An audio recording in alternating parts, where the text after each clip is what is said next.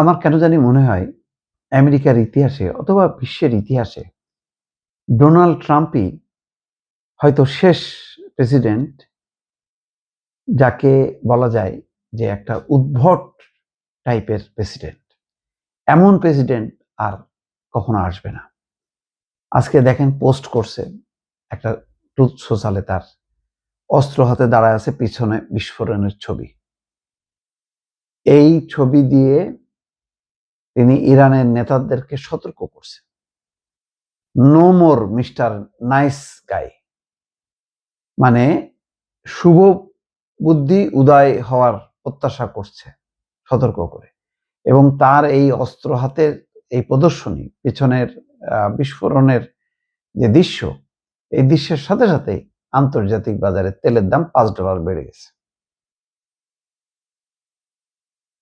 চিন্তা করতে পারেন, মানে মানে উদ্ভট রকমের কথাবার্তা বলতেছে যে ভদ্রতা দেখানোর মানে এটাই শেষ, আর দেখানো হবে না।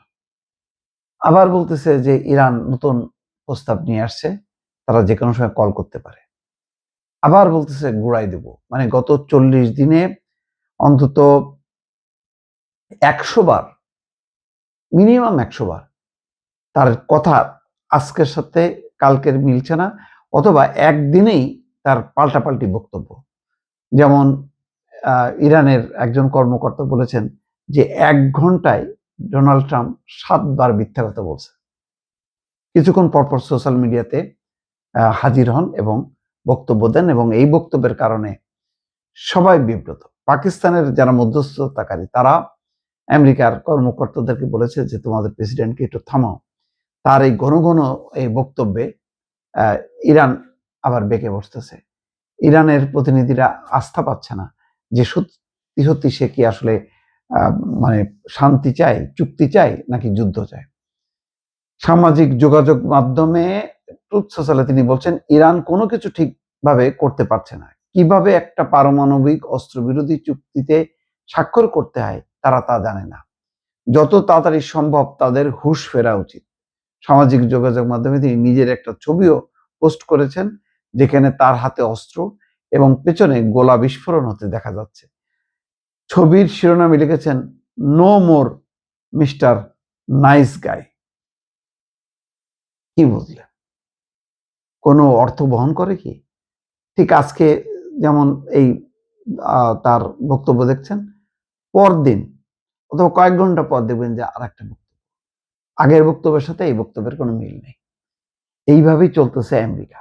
সেজন্য বলছি যে সম্ভবত আমেরিকার ইতিহাসে অথবা বিশ্বের ইতিহাসে এমন উদ্ভট প্রেসিডেন্ট আর আসবে না। এটি হয়তো শেষ তার আশা, এবং এটা বহুদিন বিশ্বের মানুষ, আমেরিকার মানুষ মনে রাখবে যে আমেরিকার মতন এইরকম শক্তিধর একটা দেশের প্রেসিডেন্ট পদে এমন একটা লোক নির্বাচিত হয়ে আসতে পারেন, এবং তিনি দাপটের সাথে তিনি খেলছেন, এবং তার এই খেলায় আজকে সারা বিশ্বে অস্থিরতা। যুদ্ধের এই ভয়াবহতায় বিশ্বের জ্বালানি তেলের অবস্থা নাজুক, সবাই জ্বালানি সংকটের মধ্যে পড়ছে, এবং যেটা খুব দ্রুতই সমাধান করা সম্ভব সেটা শুধুমাত্র ট্রাম্পের উল্টা পাল্টা এবং মানে কি বলবো, মানে কোন রকম তার হিতাহিত জ্ঞান শূন্য যেই কথাবার্তা, অবিবেচকের মতন কথাবার্তা, তার কারণে পুরা জিনিসটা সাজানো গোছানো জিনিসগুলো তছনছ হয়ে যাচ্ছে। এর পরিণতি কি হবে এখনো বিষয়টা পরিষ্কার না দর্শক।